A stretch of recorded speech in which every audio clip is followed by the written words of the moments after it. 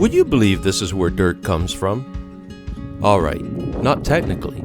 Technically, dirt begins with rocks being ground up through natural forces such as erosion. But those forces just give us mineral content, sands, silts, and clays. The organic material that makes soil come to life and gives it its ability to promote plant and fungal growth begins here, with organic matter. Yes, now you're probably thinking, this is hay, Cliff. And it is, and this hay is destined to be fed to our horses and goats. The horses provide companionship, labor, and rides.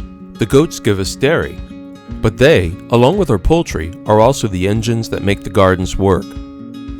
Because after those animals extract the hay's caloric value, it becomes this, compost. And after that compost has, well, composted, it goes to here, in the gardens. Every spring, I place anywhere from 12 to 1,800 pounds of that compost onto each bed of my gardens. Fortunately, I have a small but stout tractor to help me with this heavy job. And once the compost has been laid over the gardens, I allow it a bit of time to partially dry so that I can then go back into the gardens and use the buckets to spread it out a bit. Then it's time to really go to work. Then we hitch up the tiller, head out to the gardens, and churn that compost into the soil. From there, that's where the magic happens.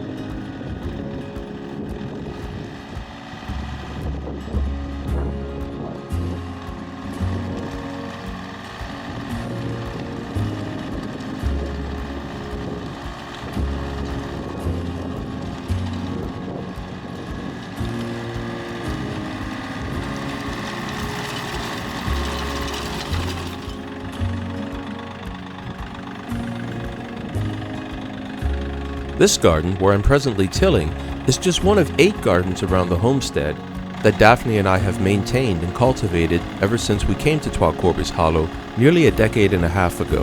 And while their sum total in square footage is not very great, the fecundity of these gardens is, and they have provided the majority of food that my wife, my daughters, myself, and even our dogs have enjoyed these many years.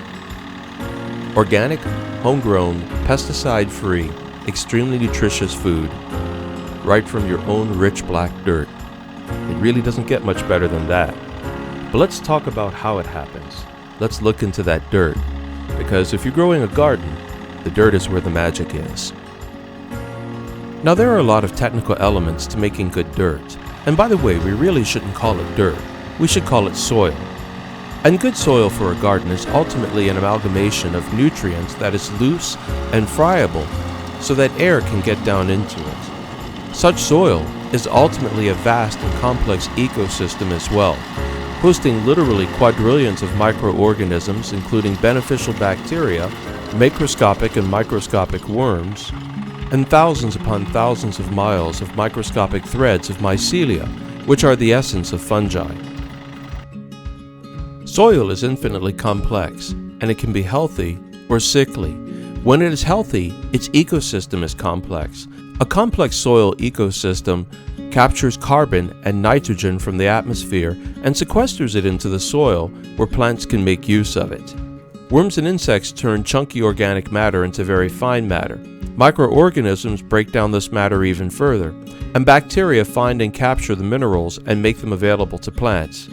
But very importantly, fungi in a healthy soil form extremely beneficial symbiotic relationships with plant roots, transporting minerals and water to the plant roots in exchange for a little of the sugars that plants produce. The mycelia then make use of this sugar for energy, and ultimately, when they die, the carbon in that sugar is captured in the ground, sequestering atmospheric carbon and making a garden grow, providing healthy, nutritious food for humans.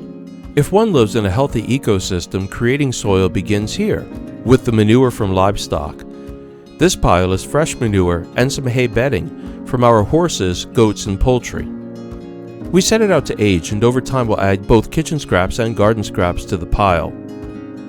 This will complicate the mix of organic matter, promoting the growth of a widely varied soil ecosystem. Notice the pile on the right is a bit darker and finer than the pile on the left. The right pile has been aging about a month longer than the pile on the left, In another couple of months, it will be dirt, or, again more correctly, soil. Many plants that we cultivate in our gardens are quite good with the piles on the left or right.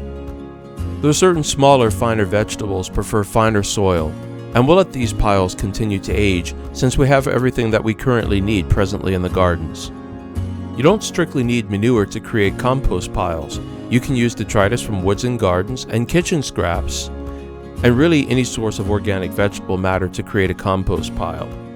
You can also speed along the development of the compost pile.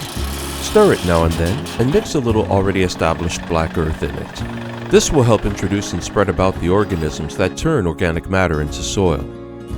Once it begins to become dark and chunky and starts to look like it's halfway toward dirt, you can plant it with various kinds of squash, such as zucchini, scallop squash, and even pumpkins.